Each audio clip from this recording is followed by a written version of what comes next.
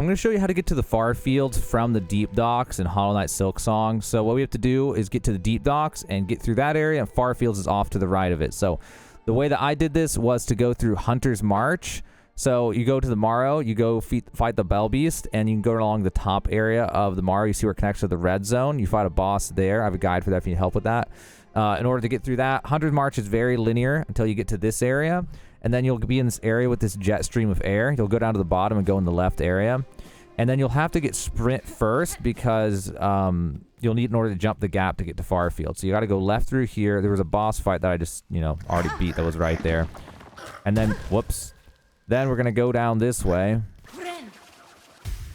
Drop down here and drop down here. Go over to here and into here. Then over here is this area. You go through here, you jump up to this. This you interact with. That's right here on the map.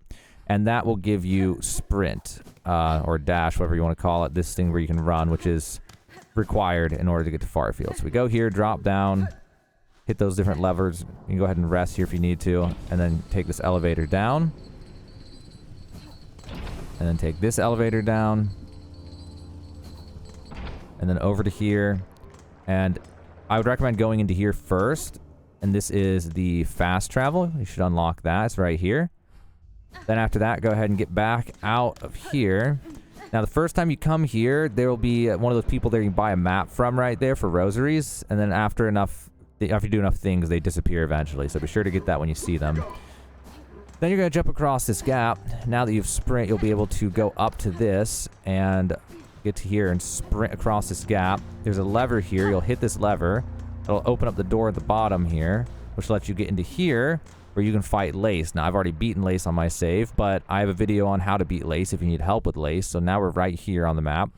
After you beat Lace, I just recommend down thrusts are your best friend, by the way. That's the TLDR, but you can watch the video if you need help with that's in the description. So now you're going to keep moving and go through here.